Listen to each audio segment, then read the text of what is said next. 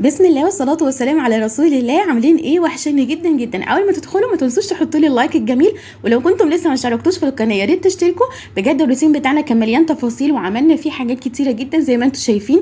كان ترتيب عميق للبيت للمطبخ بشكل يعني عميق عميق يعني. بجد كان روتين مليان حاجات كتيرة وتفاصيل. عملنا فيه محشي زي ما انتم شايفين، وعملنا اكل ونضفنا الدنيا ولمعنا كل حاجة ورجعنا كل حاجة جديدة. الصراحة كان روتين قوي، يعني يستاهل منكم ان انتوا تحطوا لي لايك وتشجعوني بكومنت حلو. زي ما انتوا شايفين كان المطبخ فوق بعضه، كنت بعمل روتين بره، فكان طبعا بينعكس على المطبخ، يعني المطبخ بيبقى مش مترتب، لان بتجيبي كل حاجه كانت بره وتحطيها في المطبخ، بتبقى اخر حاجه انت بتعمليها. بس هو كان محتاج ترتيب، يعني زي ما انتوا شايفين حاجه المحشي كلها كانت محطوطه، فتحسي انها مديه زي كركبه كده يعني. كانت الدنيا كانت متكركبه طبعا، بس يعني ايه مش قوي يعني. المهم مسكت بقى الرخامه بتاعتي، فضيتها اول حاجه عشان اخلي المواعين بتاعتي كلها عند الحوض. الصينيه دي كنت بفرش عليها عيش عشان ما كان مليان يعني ميه، كان محتاج ان هو يتفرش. مش عارفه انتوا تفهموني ولا لا. المهم مسكت بقى الرخامه بتاعتي دعكتها، بس للاسف المقطع اتشال. مسحتها بقى كويس ورجعت بعد كده مسحتها تاني. طبعا السكه اللي هتغسلي بيها الرخامه بتاعتك مش هي السكه اللي انت هتغسلي بيها المواعين، لازم تركزي يعني. تمام. السلك مش غالي قوي عشان اضحي يعني بنفسي واضحي باولادي علشان خاطر اغسل بنفس السلكه، فاهماني؟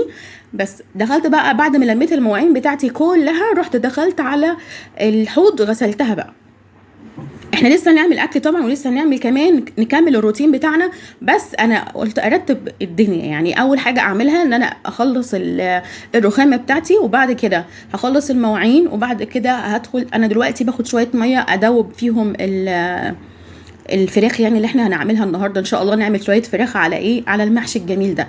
مسكت بقى الاطباق بتاعتي بنضف فيها بس الميه، يعني بنضفها بس بالميه، وبعد كده هغسلها بقى عشان تفضل تراغي طول الوقت. السلكه بتاعتي تراغي طول الوقت. ازاي؟ انك تنضفي البقايا الاكل من الاطباق دي. برضو نفس السلكه احنا غسلنا بيها الرخامه، يعني مش هي دي السلكه اللي هغسل بيها المواعين، فاهماني؟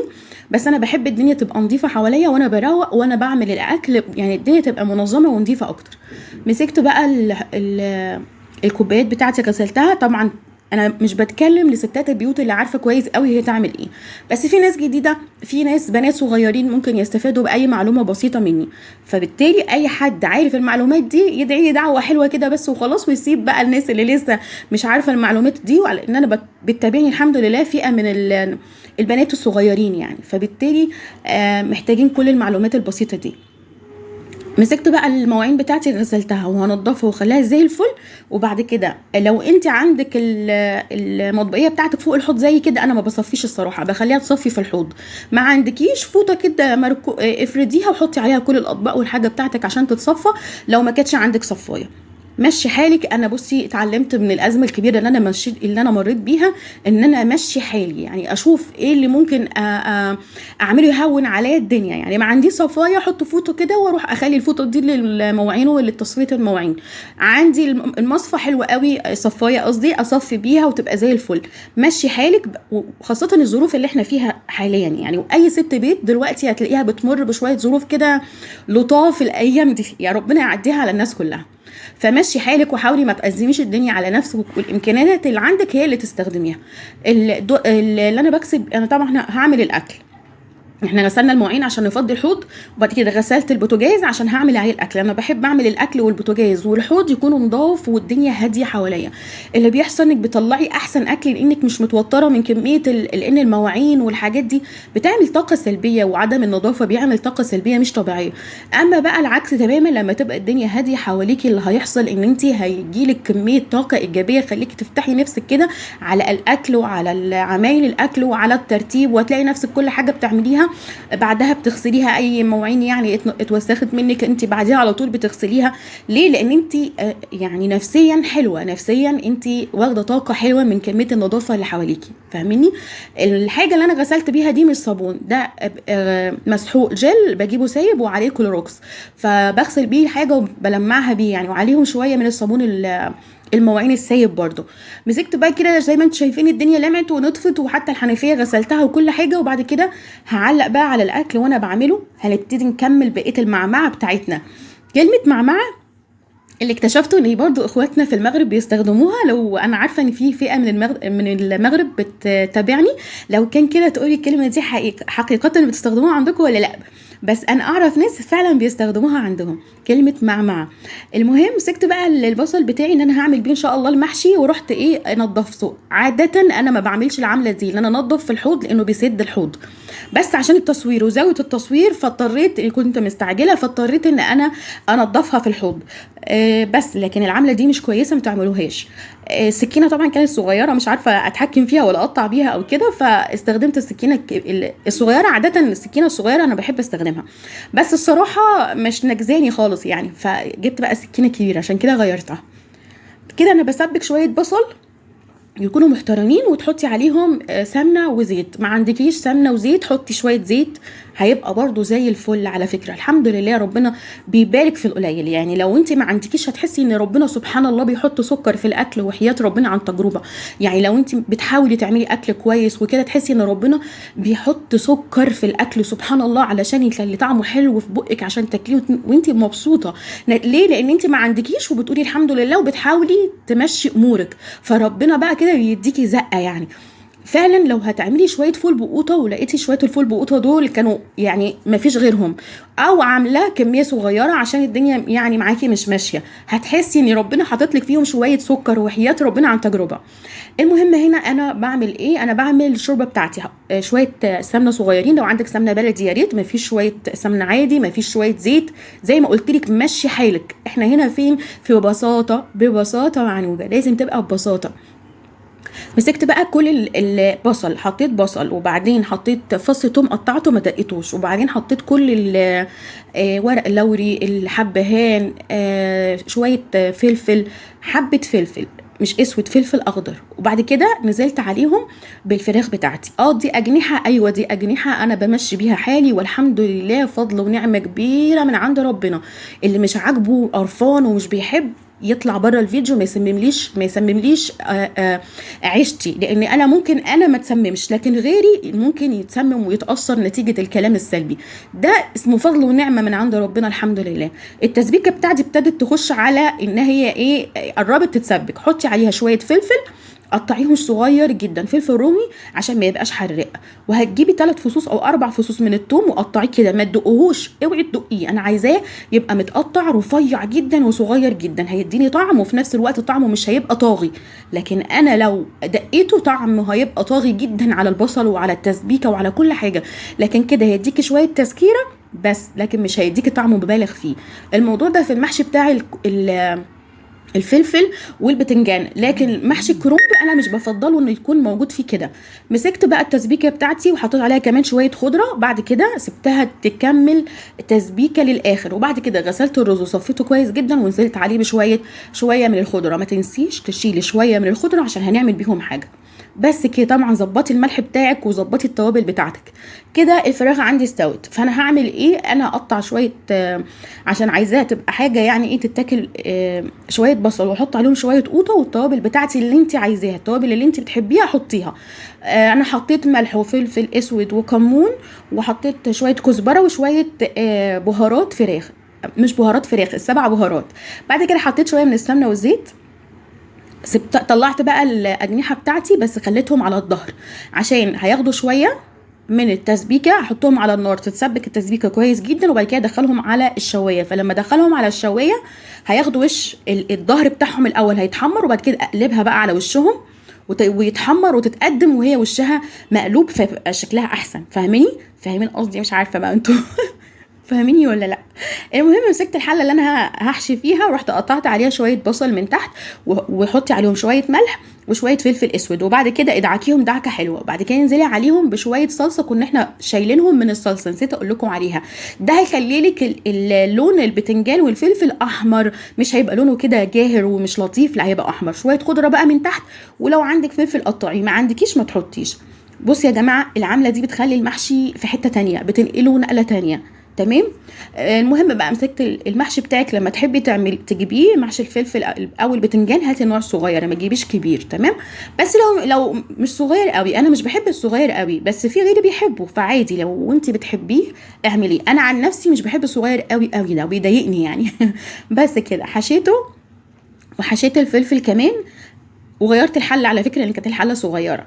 مسكت بقى الشوربه بتاعتي، ظبطت الملح بتاعها، وبعد كده نزلت عليها، نزلت على الشوربه. بس شايفين الشوربه فين؟ تحت خالص، انا مش عايزاها تغطيه، الشوربه بعيد يعني، ما تخليهاش تغطي المحشي عشان هيعجن منك، هيعجن، وتبقى الحته الاولانيه من كل صباع الرز فيها معجن بشكل مش طبيعي.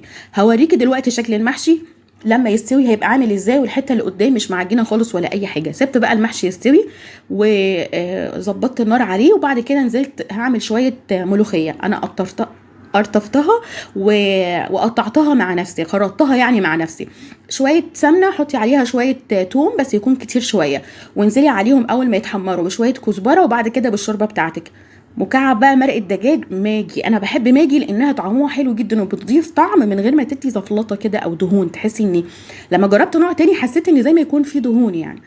الملوخيه بتاعتي كانت مبلوله وانا خرطتها، فبالتالي لو سبتها من غير ما اضربها بالمضرب هتعمل زي تكتلات، فضربتها بالمضرب ضربه خفيفه يعني فكت مني تماما.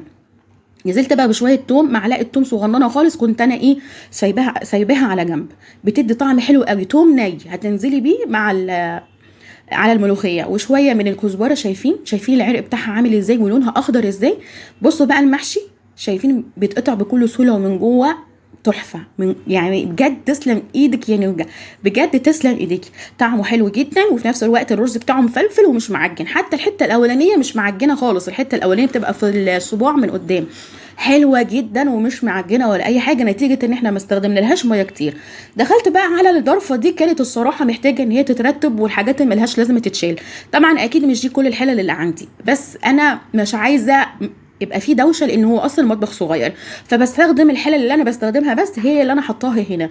مسكت السلكه بقى وشويه المسحوق الغسيل والكلوروكس اللي احنا عاملينه، غسلت بيهم المطبخ بتاعي من جوه ومن بره. بصوا خليته زي القشطه، بجد خليته زي القشطه. خليه يعني باستمرار كده دوريا يبقى عندك الموضوع ده، ان انت تغسليه من جوه. طبعا انا ما غسلتوش كله، كان لسه فيه الحته اللي جت دي حته غلط، جت في مكان غلط كالعاده.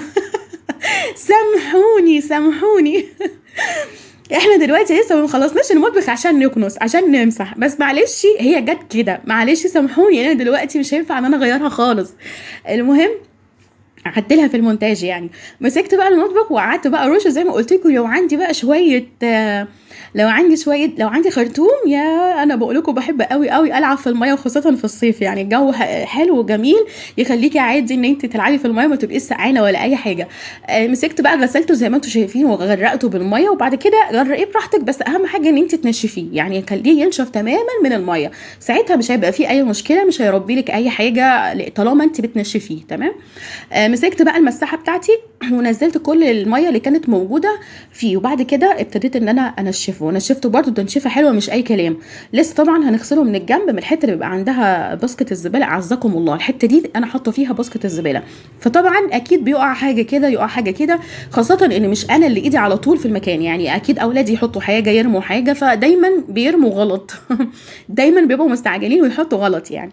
فانا مسكتها برده زي ما انتم شايفين كده، غسلتها غسله حلوه الحمد لله، مش محتاج. هو احسن حاجه الصراحه في الالومنتين، المطابخ الالومنتين، انها مش بتبقى محتاجه يعني دعك قوي، يعني بيبقى الموضوع سهل. طبعا لسه في ظرف انا ما عملتهاش، بس مع المحشي والحاجات اللي انا بعملها يبقى صعب قوي ان انا كمان اكمل خاصة ان احنا لسه ما خلصناش، ده احنا لسه هنعمل حاجات تانية في المطبخ ان شاء الله. انا قلت لكم الروتين ده قوي جدا، بس ما تنسوش تحطوا لي اللايك، وبجد تشتركوا في القناه، لان نسبه الاشتراك في القناه قلت جدا جدا، انا مش عارفه ليه الصراحه.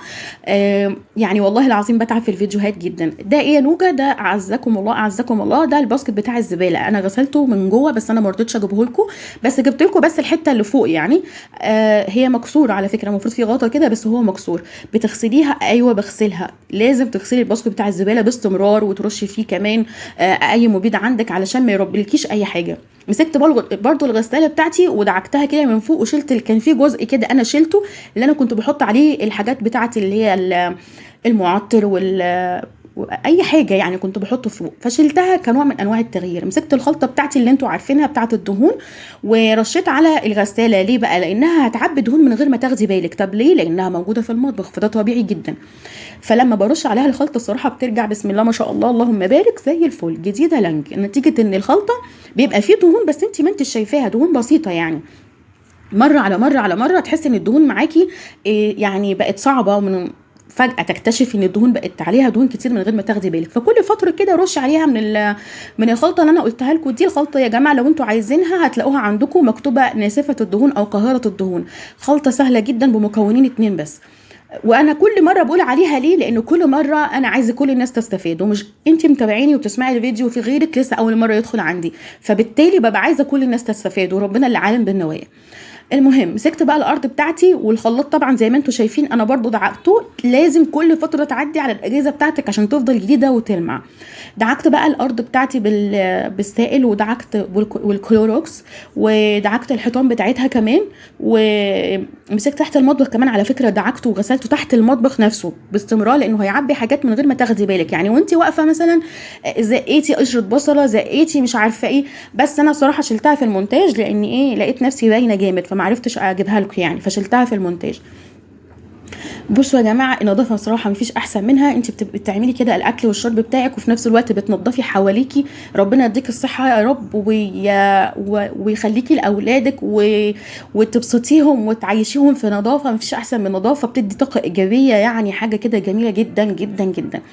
بعد ما خلصنا بقى بصوا كل الاكل بتاعنا، الاكل طلع تحفه، الاكل طلع تحفه كله كله. طبعا دلوقتي في حاجات في الفرن، في حاجات على البوتاجاز بتستوي، وخلصنا كمان يعني كده خلاص. شلت بقى كل الحاجات اللي على البوتاجاز عشان اوريكم الشكل بس. وبعد كده غرفنا بقى الاكل وورينا يعني، وريتكم جمال الاكل. بس لسه استنوا معايا شويه، بس حاجه بسيطه خالص. شايفين النظافه يا جماعه؟ والله العظيم انا مبسوطه ان انا وصلت للمرحله دي بعد ما كان المطبخ الصراحه يعني يرثى له. شويه الملوخيه اللي مليانه عرق كده تحفه، شويه المحشي التحفه دول طعمهم كان هايل جدا، ولو وحشه هقول لك وحش. الاجنحه بتاعتي الجميله انا بحبها كده زياده شويه عشان تبقى مقرمشه وطعمها حلو. بس كده، والسلام عليكم ورحمه الله وبركاته.